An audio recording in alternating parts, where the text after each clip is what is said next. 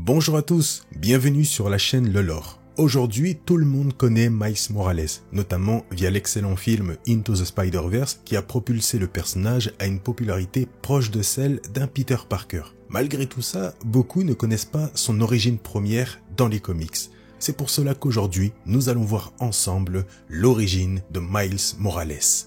Mais avant, il est temps de s'équiper, et ça tombe bien parce que Displate sont les partenaires de cette vidéo. Sachant qu'on parle de Miles Morales, quoi de mieux que quelques posters métalliques de haute voltige avec notre cher ami Miles et son sublime costume.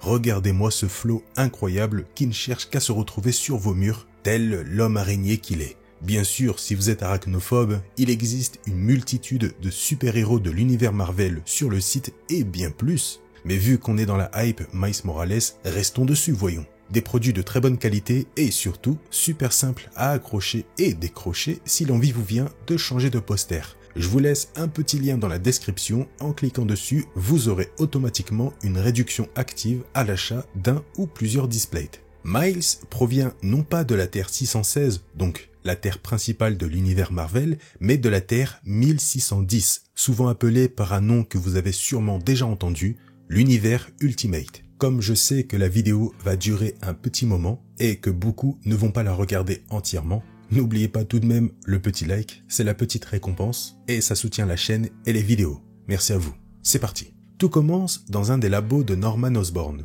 Depuis la réussite concernant la création du super soldat Captain America, beaucoup tentent de reproduire le super sérum.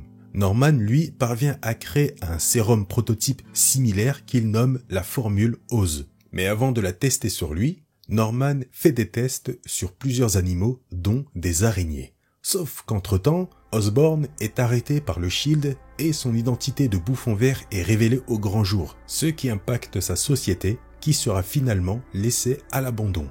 Quelques mois plus tard, un certain Aaron Davis, un voleur chevronné qui se fait appeler le Prowler, s'introduit dans les labos abandonnés de Norman pour y voler tout ce qui a de la valeur. Classique. Sauf qu'une des araignées modifiées génétiquement du labo se glisse dans le sac de Davis sans être vue. Vous le savez, aucun secret, Aaron Davis n'est nul autre que l'oncle de Miles. Nous retrouvons d'ailleurs ce dernier, âgé de 13 ans, qui passe très souvent rendre visite à son oncle contre la volonté de son père. Sauf que Miles, lui, adore son oncle. Et alors qu'ils discutent tranquillement, l'araignée modifiée génétiquement sort du sac et mord Miles au niveau de la main. Les effets sont immédiats, il s'effondre au sol inconscient d'une manière assez sérieuse. Heureusement, il se réveille un peu plus tard aux côtés de son oncle et de son père présent. Une embrouille éclate entre les deux frères, tandis que Miles préfère s'enfuir de l'appart. C'est là que les choses commencent. Alors que son père le cherche dans la rue, Miles s'aperçoit qu'il peut être invisible, situation incompréhensible. Et alors qu'il court pour échapper à son père, instinctivement, il réussit un saut assez impressionnant devant tout le monde et réactive, sans le vouloir, son invisibilité. Il n'a aucun contrôle sur ce qui se passe et forcément, Miles ne comprend absolument rien à la situation. Il décide de faire la seule chose qui peut le rassurer un minimum, se rendre chez son meilleur ami. Le truc, c'est que sur la route, Miles se fait agresser par des jeunes. Et sans savoir comment, en touchant seulement le torse de l'un des agresseurs, Miles le met KO. Là, forcément, il commence à flipper et se demande s'il n'est pas devenu un mutant. Il arrive donc chez son meilleur pote Genki et lui explique sa situation en lui montrant notamment sa capacité à produire une décharge avec ses mains. Il lui confie ensuite qu'il a peur d'être un mutant, etc.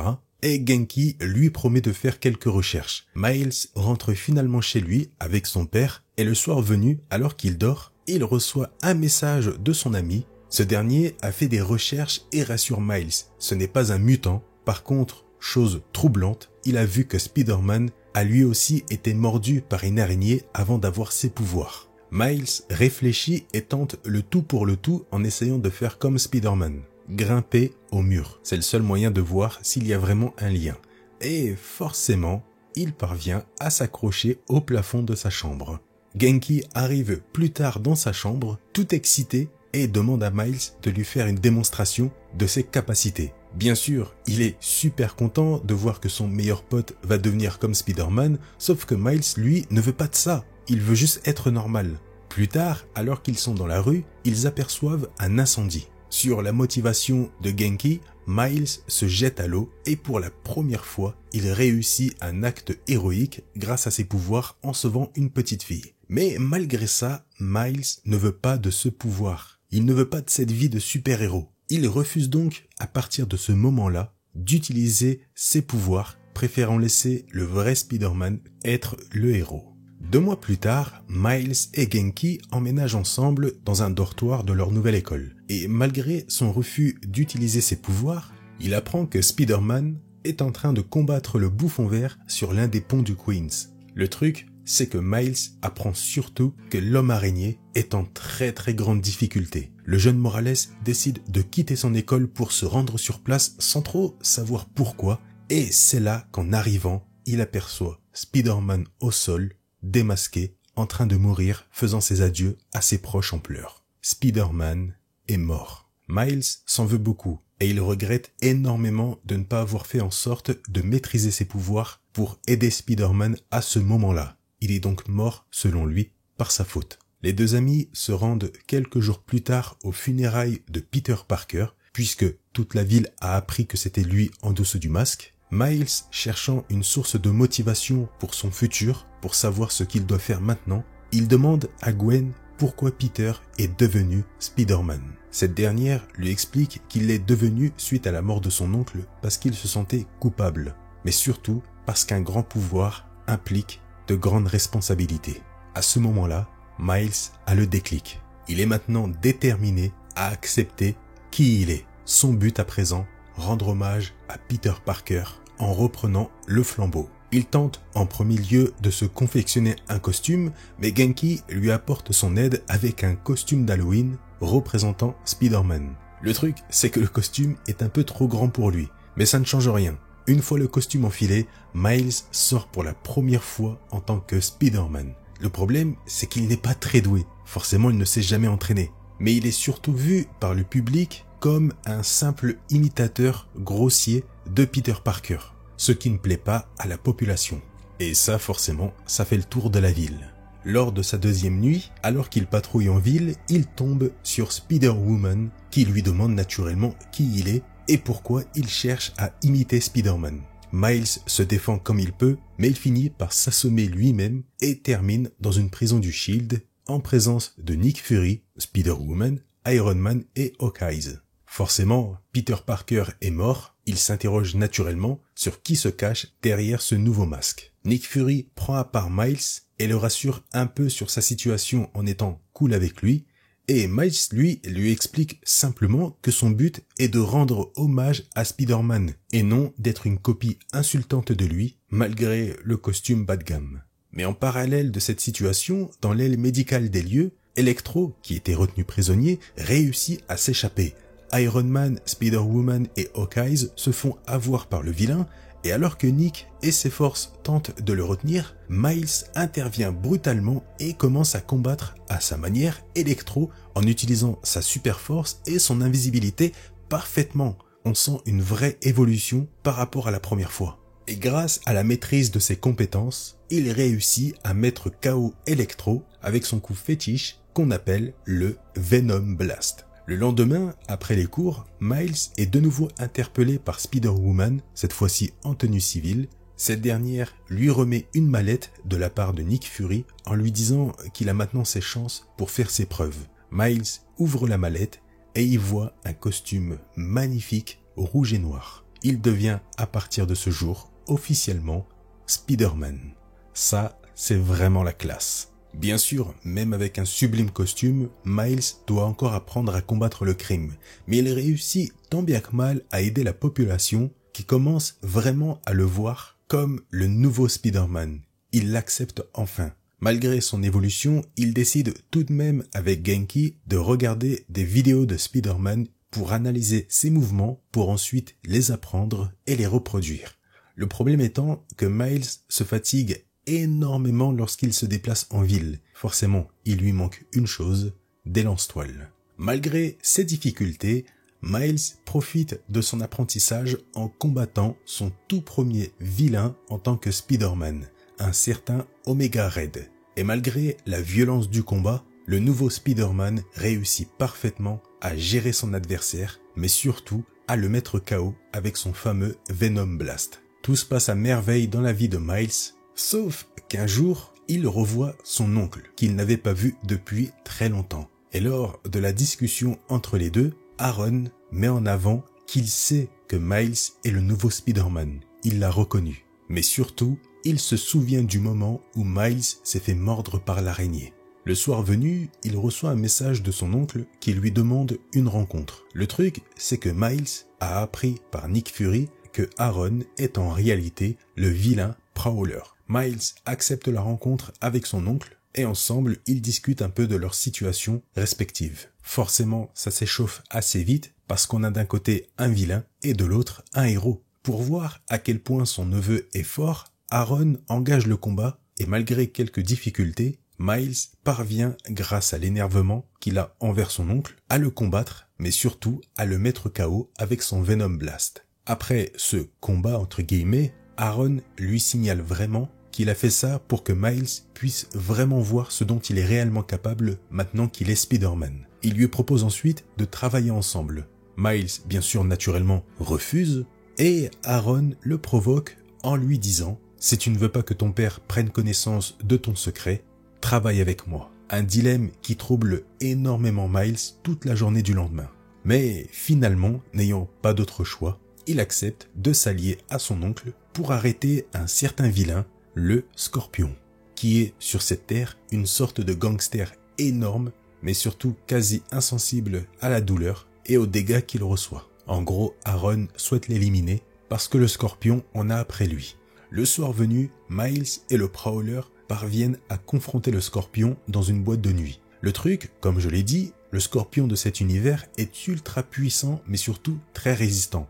Naturellement, Miles galère vraiment pour le combattre et prend tout de même assez cher. Mais grâce à la coopération avec son oncle, ils parviennent à deux à maîtriser le Scorpion et ses hommes. La confrontation se termine dans la rue. Miles termine le Scorpion avec son fameux Venom Blast devant plusieurs personnes qui l'acclament en l'appelant Spider-Man. Miles remet ensuite le Scorpion à la police et s'enfuit. Malgré cette première réussite avec son oncle, Aaron demande une nouvelle fois à Miles de retenter l'expérience, en lui précisant bien sûr que s'il refuse, son père sera au courant concernant Spider-Man, etc.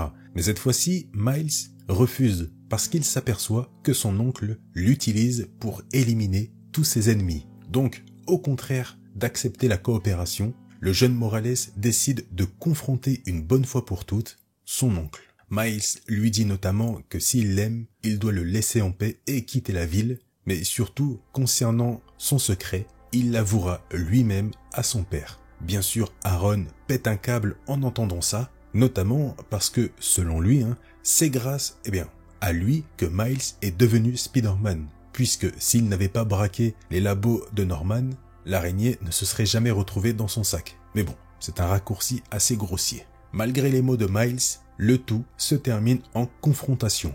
Et cette fois-ci, le jeune Spider-Man n'a aucune peur pour affronter son oncle, et il parvient même à prendre le dessus grâce à ses capacités. Le combat se termine dans la rue, et alors que Miles atterrit sur un bus, Aaron le pulvérise avec son équipement sans prendre en compte les civils. Tandis qu'il fait au mieux pour aider les passagers, Aaron de loin fonce vers Miles pour mettre un terme au combat. Sauf que Miles utilise son Venom Blast directement sur l'équipement d'Aaron. Le tout surchauffe, ce qui crée une énorme explosion que Miles se prend de plein fouet. Malgré tout, le jeune Spider-Man parvient à se relever, au contraire de son adversaire, puisqu'il aperçoit son oncle au sol dans un état très très grave. Le lendemain, la mauvaise nouvelle tombe pour Miles. Son père le prévient que son oncle est mort suite à ses blessures, mais surtout qu'il a été tué par Spider-Man. Miles craque logiquement suite à cet événement. Et malheureusement, ce n'est pas fini pour lui, puisque le Daily Bugle fait tourner l'info comme quoi Spider-Man est un meurtrier. Vous connaissez Jameson qui fait tout pour discréditer Spider-Man. Et donc là, lui coller l'étiquette du tueur. Mais alors qu'il est au plus bas, il reçoit un appel très particulier lui demandant de se rendre dans un endroit précis. Et c'est une fois arrivé sur place que Miles aperçoit Tante May, Gwen et Mary Jane qui savent bien sûr son identité parce que May avait demandé plus tôt des infos à Tony Stark. Bien sûr, Tante May soutient énormément Miles en tant que nouveau Spider-Man, notamment parce que ce dernier fait ça pour rendre hommage à Peter. Elle souhaite donc lui remettre quelque chose. Les lanceurs de toile de Peter. Mais c'est là qu'un nouvel invité surgit, Captain America. Ce dernier stoppe la discussion en disant notamment que Miles ne doit pas être Spider-Man, notamment parce qu'il est beaucoup trop jeune et qu'il peut faire des erreurs, comme notamment la mort de son oncle qui entache sa réputation. Gwen prend bien sûr la défense de Miles. La discussion est coupée par un appel d'urgence concernant une attaque du Rhino en pleine ville. Steve décide de s'y rendre, mais il avertit Miles. S'il continue à être Spider-Man, il l'arrêtera et parlera de ses pouvoirs à ses parents. Malgré cette interdiction entre guillemets, Tante May, Gwen et MJ supportent entièrement Miles dans son nouveau rôle de Spider-Man en lui donnant notamment ses premiers lanceurs de toile. Bien sûr, Miles galère au départ pour se balancer, mais il finit rapidement par s'y habituer en devenant ainsi un Spider-Man à part entière. C'est là qu'il décide ensuite de rejoindre Captain America en pleine ville lors d'une confrontation contre le Rhino. Le combat est très rude, mais comme à son habitude, Miles réussit vraiment, mais grossièrement, à se battre avec ses aptitudes en compagnie du Capitaine et après quelques efforts, Miles réussit finalement à neutraliser lui-même le Rhino. Voyant son potentiel, Steve accepte que Miles soit Spider-Man. Bon, je sais même pas s'il y a encore des gens à ce moment-là de la vidéo, mais on va continuer encore quelques minutes. Quelque temps plus tard, alors que le père de Miles est dans la rue, il est attaqué par un nouvel adversaire, Venom. Ce dernier pense que le père de Miles est le nouveau Spider-Man et donc souhaite le tuer.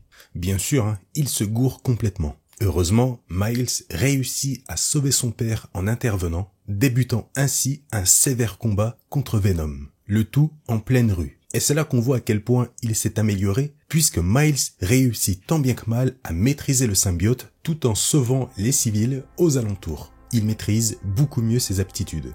Malheureusement, son père tente d'aider Spider-Man, mais Venom le blesse très sévèrement durant la confrontation. Et contre toute attente, et malgré la puissance de son adversaire, Miles parvient à neutraliser Venom en le faisant fuir. Mais ça ne change malheureusement pas le fait que son père est très sévèrement blessé et, forcément, la mère de Miles est complètement désemparée par la situation et accompagne son mari à l'hôpital, laissant un Miles triste, jugeant que tout ça est de sa faute. Malheureusement pour lui, Venom n'a pas dit son dernier mot. Alors que la mère attend à l'hôpital pour avoir des nouvelles de son mari, Venom, enragé, fait irruption dans l'endroit, toujours en pensant trouver Spider-Man ici. Il est vraiment persuadé que Jefferson, donc le père de Miles, est le nouveau Spider-Man.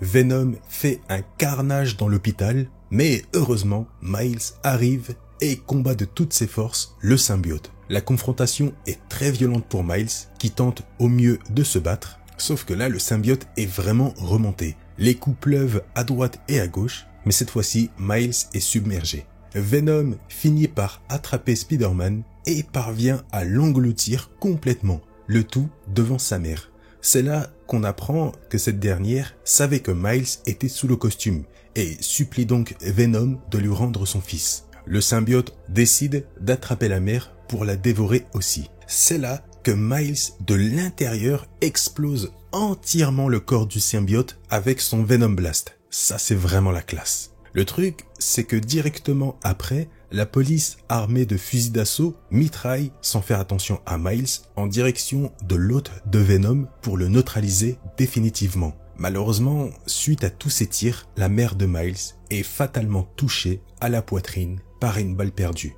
Miles hurle d'appeler un docteur, mais sachant que c'est le brouhaha partout autour de lui, personne ne fait attention à eux. Sa mère est malgré tout fière de ce qu'il est devenu, mais l'avertit de ne jamais dévoiler son identité à son père et meurt dans les bras de son fils. On retrouve Miles le lendemain au réveil comme si tout ça n'était qu'un rêve et lorsqu'il ouvre la porte pensant voir sa mère, la réalité le rattrape lorsqu'il voit qu'il n'est pas chez lui mais chez son meilleur ami. Forcément, son père étant à l'hôpital et sa mère malheureusement morte, c'est là qu'il se rend compte qu'il n'a pas rêvé. Il ferme brutalement la porte en pleurs, sort son costume et avec rage, il l'arrache en disant plusieurs fois « c'est fini ». Voilà l'origine de Miles Morales. Alors, exceptionnellement, sachant que j'aime énormément ce personnage, je serais vraiment partant pour vous faire une suite parce que c'est trop bien. Si vous êtes toujours là et que vous souhaitez une suite, n'hésitez pas à me le dire dans les commentaires. N'oubliez pas le petit like, ça récompense le travail fourni. Le commentaire aussi pour me donner votre avis sur le sujet d'aujourd'hui, sur le personnage de Miles. Je vous laisse là-dessus et je vous dis à une prochaine sur la chaîne Le Lore.